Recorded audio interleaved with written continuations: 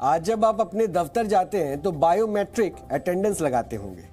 इसी तरह जब आप आधार कार्ड, ड्राइविंग लाइसेंस या पासपोर्ट जैसे महत्वपूर्ण दस्तावेज बनवाने जाते हैं तो बायोमेट्रिक पहचान की वहां पर जरूरत होती है और आपको उससे गुजरना पड़ता है। बायोमेट्रिक यानी कि आपके शरीर की वो पहचान जो कभी नहीं मिटती है। और ऐसी ही पहचान होते हैं आपके फिंगरप्रिंट्स, यानी ये जो आपकी उंगलियों पर निशान है। हर इंसान के फिंगरप्रिंट्स दूसरे इंसान के फिंगरप्रिंट से कभी मैच नहीं हो सकते और ना ही फिंगरप्रिंट कभी बदलते हैं। इसलिए ये लोगों की पहचान का सबसे आसान और भरोसेमंद तरीका माना जाता है। लेकिन हैदराबाद में पुलिस ने एक ऐसे गिरोह को पकड़ा है जो लोगों के फिंगरप्रिंट बदल देता था। आपको जानकर हैरानी हो सकती है कि ऐसा कैसे हो सकता है, लेकिन ऐसा वाकई में हो रहा था। हैदराबाद में सिर्फ 25,000 रुपए में हाथों की उंगलियों के निशान बदलने वाले रैकेट को पुलिस ने पकड़ा तो उनकी मोटस ऑपरेंडी खुलकर पुलिस के सामने आ गई और पुलिस भी वहां पर चौंक उठी। ये आरोपी लोगों की उंगलियों की सर्जरी कर उनके फिंगरप्रिंट्स में फेरबदल कर देते थे ताकि वो एजेंसियों को चकमा देकर नकली आधार कार्ड बनवा सके और फिर बदली पहचान के साथ खाड़ी देशों में नौकरी करने के लिए जा सके। ये रैकेट किस तरह से काम करता था ये समझाने के लिए हम आपको एक रिपोर्ट दिखाना चाहते हैं। तेलंगाना पुलिस की गिरफ्त में मौजूद ये लोग ऐसे वैसे ठग नहीं हैं।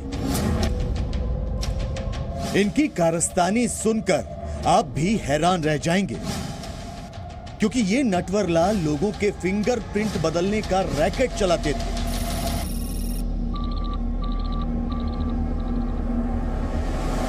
ये लोग कुवैत और दूसरे खाड़ी देशों से डिपोर्ट किए गए लोगों की उन पत्र के साथ वहां दोबारा जाकर नौकरी कर सके।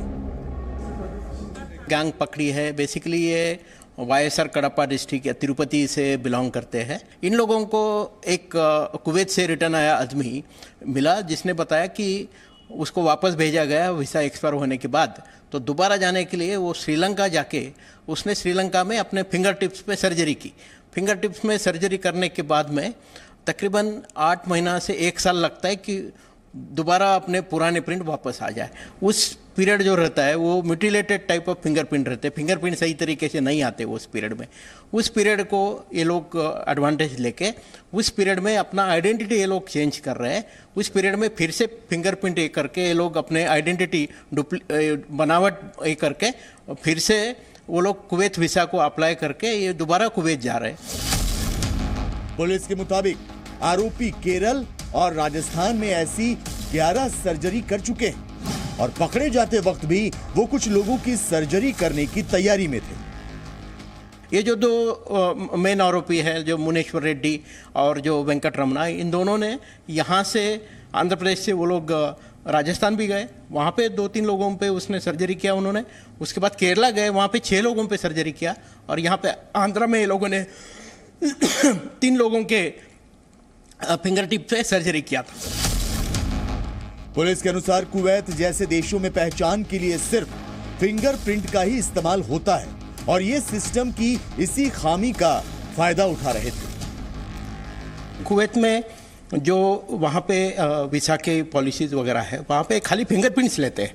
वहाँ पे आइरिस नहीं है। अगर आइरिस साथ में है तो ये लोग आइरिस तो ये नहीं कर सकते। आइरिस में पकड़े जाएंगे पक्का।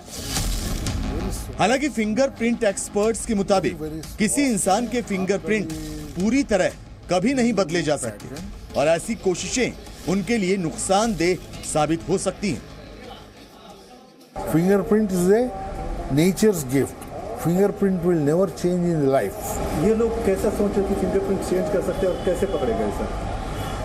ये लोग ट्राई करें। This is all artificial thing. They did their best to fight against the nature. Yeah, they have gone against the nature. The person whoever goes against the nature will not be spread by nature. Nature will punish them automatically. ये लोग कैसे पकड़े गए sir? तो इनका क्या mistake था, कैसे पकड़े गए? हमारे we get the loopholes sometimes. That loopholes we don't want to disclose the loopholes.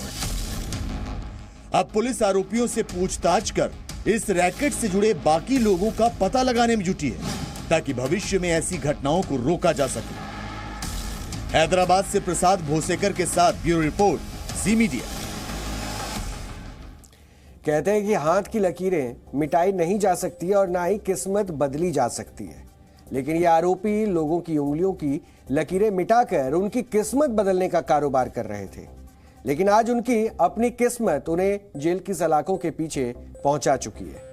और इस रिपोर्ट को देखकर आप समझ चुके होंगे कि ये लोग किस तरह से फर्जीवाड़ा कर रहे थे और थोड़े से फायदे के लिए ना सिर्फ लोगों की सेहत से खिलवाड़ कर रहे थे, बल्कि सुरक्षा व्यवस्था के लिए भी खतरा पैदा कर रहे थे। आप जानते हैं कि सुरक्षा एजेंसियां अपराधियों की पहचान के लिए फिंगरप्रिंट्स का ही सहारा लेती हैं और ऐसे लोगों का डेटा भी रखा जाता है। आज देश में आधार कार्ड, पासपोर्ट और ड्राइविंग लाइसेंस भी बिना फिंगरप्रिंट के नहीं बनते।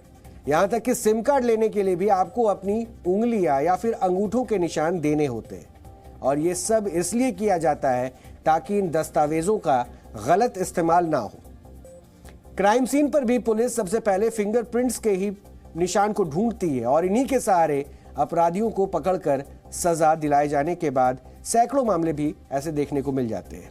लेकिन आप सोचिए कि अगर कोई फिंगरप्रिंट्स में फेरबदल कर ले, वो सुरक्षा व्यवस्था के लिए किस तरह का खतरा बन सकता है। इसलिए ये खबर कोई छोटी खबर नहीं है और ये देश की सुरक्षा एजेंसियों को सतर्क करने वाली खबर है। आज इस मामले को बेहद गंभीरता से लेना चाहिए ताकि इस तरह का फर्जीवाड़ा करके कोई भी देश की सुरक्षा को नुकसान ना पहुंचा सके।